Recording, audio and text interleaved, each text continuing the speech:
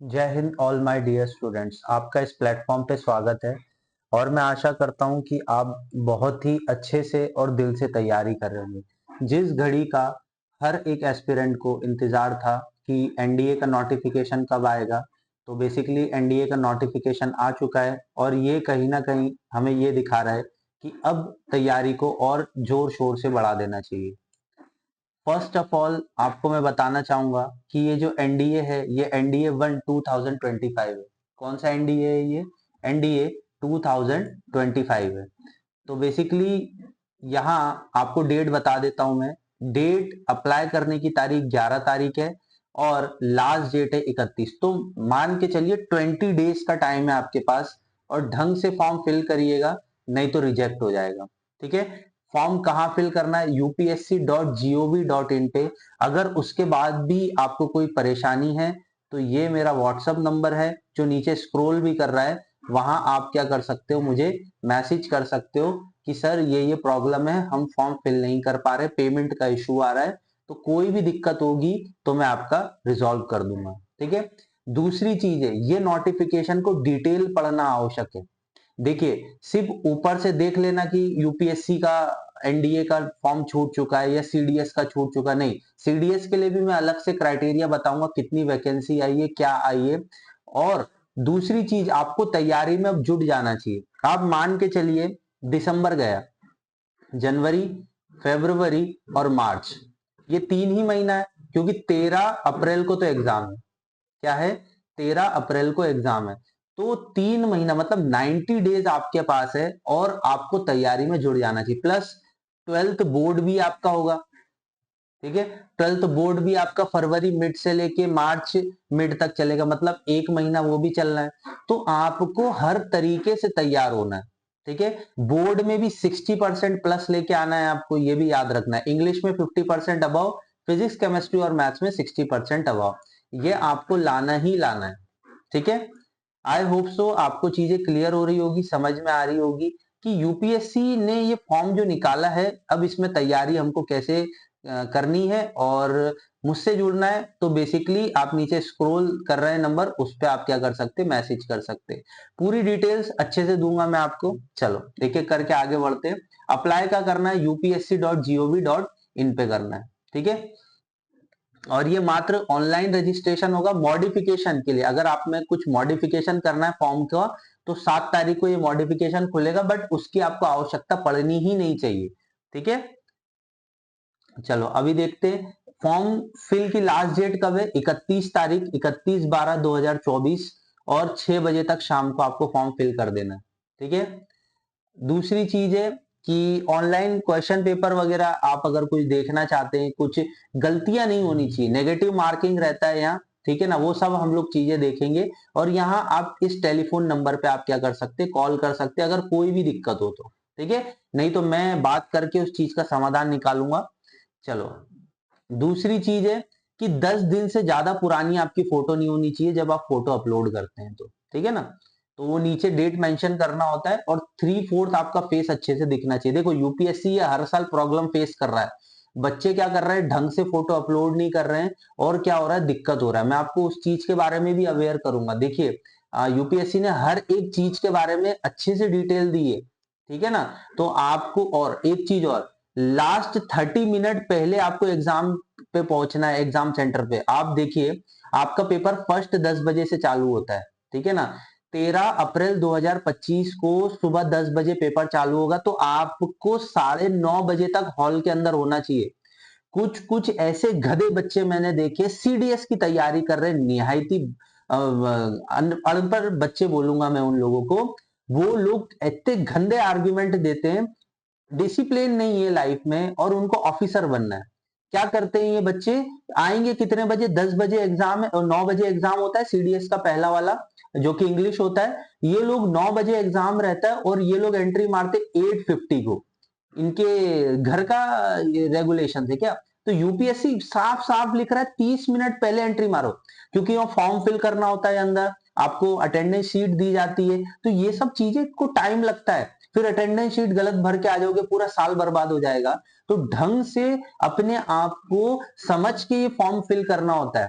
ठीक है, इसलिए यूपीएससी आधा घंटा पहले बुलाता है कि आप बैठो, कामनेस, कितना प्रेशर होता है बच्चे के ऊपर। पर कुछ ऐसे बच्चे हैं जो सीरियस नहीं रहते लाइफ में और इस तरीके की गलत हरकतें करते रहते हैं। चलो नेक्स्ट चीज देखिए, अब वैकेंसीज किस तरीके से आई है और कमिटमेंट कब होने वाला है, ये चीज आप याद रखना। एग्जाम तो 13 अप्रैल को होने वाला है और एनडीए का कौन सा कोर्स चल रहा है, 155 कोर्स चल रहा है ये, ठीक है, और 117 इंडियन नेवल एकेडमी कोर्स चल रहा है ये। और आपको कमिटमेंट कब किया जाएगा, 1 जनवरी 2026, मतलब नवंबर के अंदर आपकी फाइनल मेरिट लिस्ट आ जाएगी। बस ये 11 महीना अपने आप को देना है।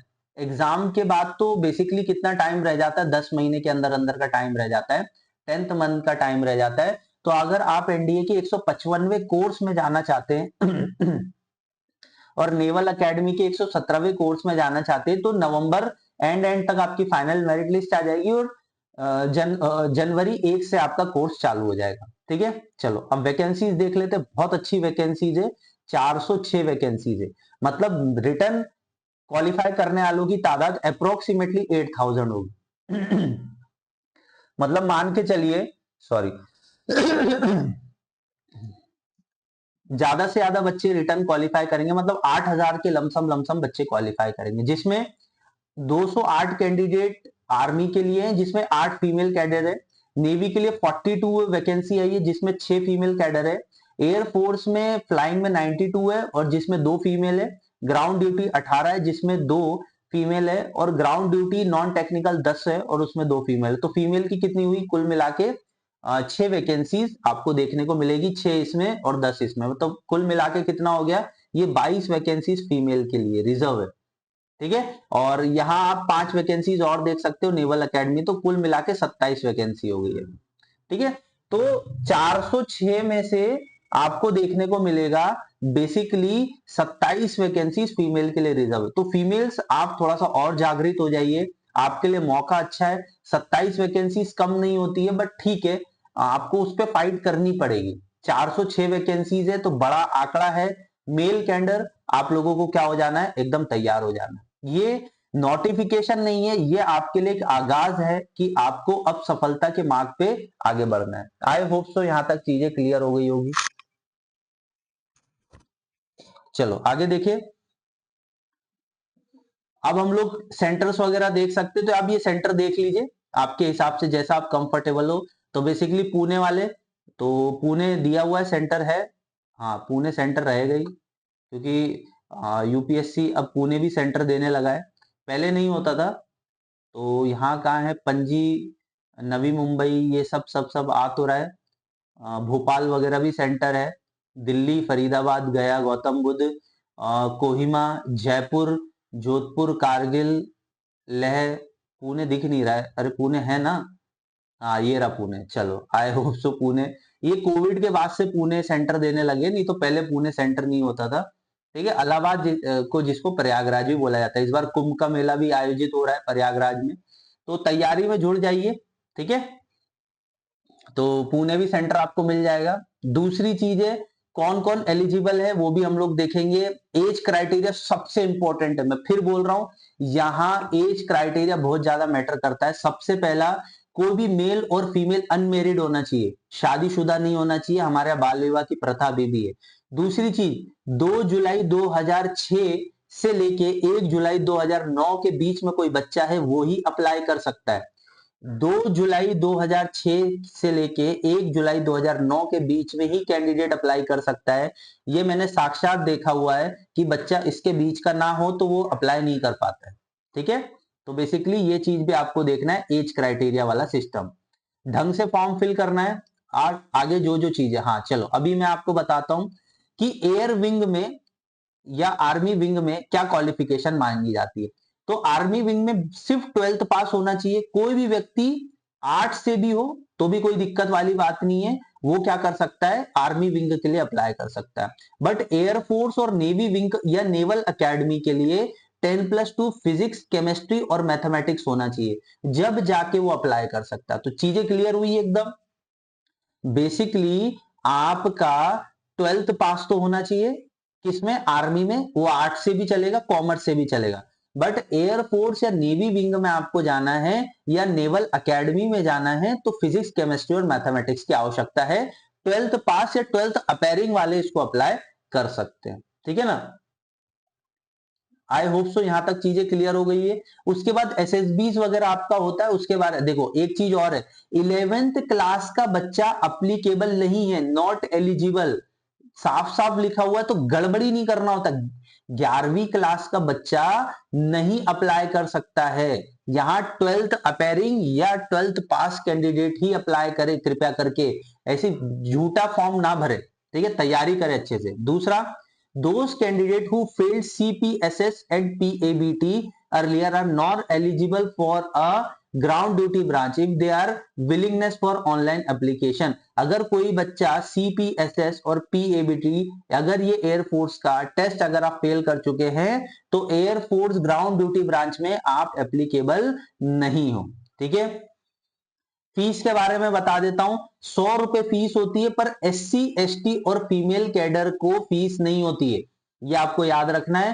तो फीमेल एससी एसटी कैंडिडेट अपना रिजर्वेशन सर्टिफिकेट तैयार रखे और 100 रुपए आप नहीं भरेंगे, ठीक है, ये भी आपको ध्यान रखना है। 2 मिनट में चेक कर लेता हूं, एकदम चीजें क्लियर चल रही है, हाँ एकदम चीजें क्लियर चल रही है, आप लोगों को ढंग से ये फॉर्म देखना है, ठीक है। अब और चीजें मैं आपको बता देता हूँ, शेड्यूल कास्ट शेड्यूल ट्राइब्स वाला मैंने आपको बता दिया है, मॉडिफिकेशन के लिए बता दिया है चीजें। अब मैं कुछ चीजें आपको बता देता हूँ। देखिए यूपीएससी बहुत सारी चीजें देता है, ठीक है ना, तो आप लोगों को ध्यान रखना है कैसे कैसे चीजें देखनी है।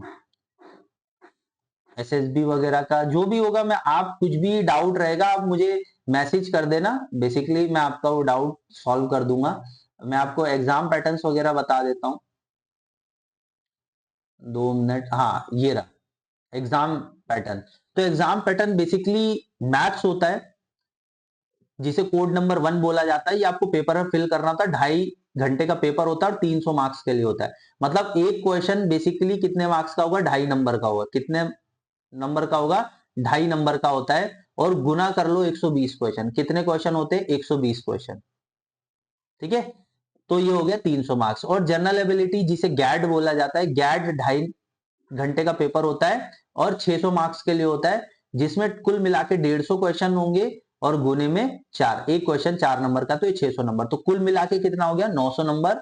और एसएसबी के लिए 900 नंबर, तो कुल मिला के आपकी मेरिट कितने पे जाएगी, 1800 नंबर पे जाती है, कितना, 1800 पे मेरिट जाती है। तो ये डिटेल नोटिफिकेशन जो यूपीएससी दे रहा है, हम उसी पे बात कर रहे हैं, ठीक है। दूसरी चीज, in the question paper necessary question matrix weight measure also be set. Basically इसके अंदर हर तरीके की चीजें आएंगी, आपको ध्यान रखना है। The commission have describe fix qualification mark in any all the subject of the examination. देखिए ये बच्चे पिछली बार गड़बड़ी कर दिए थे, इस बार गड़बड़ी नहीं करना, तो कमीशन के पास डिस्क्रिमिनेशन है कि वो फिक्स क्वालिफाइड मार्क्स रख सकता है any of all the subject of the examination, जैसे physics, chemistry, maths, biology, history, geography. तो यूपीएससी अपने हिसाब से क्वालिफाइड मार्क्स रख सकता है। तो पिछली बार 390 वाले नंबर लाने वालों का भी सिलेक्शन नहीं हुआ था, तो आप ये थोड़ा सा ध्यान रखेंगे। ये आप देख सकते हैं पैटर्न वगैरह क्या है, ये आप खुद से पढ़ लीजिएगा, आपके लिए बहुत अच्छी जानकारी रहेगी। जैसे कि 200 नंबर का इंग्लिश होता है तो 50 क्वेश्चन होते हैं, 50 इंटू 4 200 नंबर होता है। ग्रामर आता है बेसिकली, और आपके कुछ सेंटेंस वगैरह रहते हैं, वो सब चीजें उस पर कभी डिटेल में बात करेंगे। और जीएस वगैरह आता है, तो जीएस में 400 नंबर का पेपर रहता है, जिसमें फिजिक्स आ गया आपका, केमिस्ट्री आ गया, उसके बाद बायोलॉजी आ गया, जनरल साइंस वगैरह आ गया, हिस्ट्री वगैरह आ गया, ठीक है ना। तो ये सब चीजों पे आपको स्टक रहना है, और जितना हो सके आप उस पे सिलेबस पे बने रहे, करंट अफेयर वगैरह आपका ये सब चीजें आ गया। और उसके बाद क्या होगा आपका, बेसिकली ये देखिए, out of maximum marks aside by the part B, तो ए बी सी और डी और एफ में कितने कितने पर, मतलब 25 क्वेश्चन तो आपके फिजिक्स के रहेंगे, ये चीज आपको मान के चलना है, ठीक है। फिर उसका एसएसबी प्रोसेस होगा, जब आप रिटर्न क्वालिफाई कर जाओगे, अप्रोक्स 8000 लोग रिटर्न क्वालिफाई करते हैं, ठीक है, 400 वैकेंसी है तो 8000 लोग रिटर्न क्वालिफाई करेंगे। फिर आपका फर्स्ट स्टेज होगा, जिसे ओआईआर बोला जाता है, ऑफिसर इंटेलिजेंस रेटिंग। फिर होता है पीपीडीटी, जिसे पिक्चर परसेप्शन डिस्क्रिप्टिव टेस्ट बोला जाता है, और इसी के बेसिस पे सेकंड डे आपको बुलाया जाएगा। फिर आपका ग्रुप टास्क ऑफिसर टास्क होगा, और साइकोलॉजिकल टेस्ट होगा, कॉन्फ्रेंस होगा लास्ट डे पे, ठीक है ना, और इसी में इंटरव्यू भी कंडक्ट किया जाएगा। आई होप सो यहाँ तक आपको समझ में आया होगा। तो आप लोगों को डिटेल से चीजें देखनी है, समझनी है, और आप लोगों को ढंग से अप्लाई करना है, कोई भी गड़बड़ी आपको नहीं करनी है, ठीक है। और एक चीज और, आपको ब्लैक पेन ही यूज करना है एग्जाम में। ये देखिए बताया गया कि कोड नंबर कैसे भरना होता है, सेंटर क्या है, सब्जेक्ट क्या है, इस तरीके से आपको लिखना होता है, गड़बड़ी नहीं करनी है बिल्कुल भी। रोल नंबर कैसे लिखना होता है, ये देखिए मार्क ब्लैक पेन से करना होता है, रोल नंबर ऐसे लिखना होता है। यूपीएससी आपको हर एक चीज के लिए सतर्क करता है, बट बच्चे नहीं समझते हैं। तो बच्चों, आप गड़बड़ी ना करें, अगर आपने गड़बड़ी करी है तो आपके साथ दिक्कत हो सकती है। मेडिकल स्टैंडर्ड हर एक फोर्स का अलग है। एयर फोर्स के लिए अलग मेडिकल स्टैंडर्ड है, और आर्मी के लिए अलग है और नेवी के लिए अलग है, तो आप उनकी वेबसाइट पे जाके देख सकते हैं। कुछ मेडिकल स्टैंडर्ड्स वगैरह दिए हुए, तो मेडिकल स्टैंडर्ड वगैरह आप थोड़ा सा देख लीजिएगा।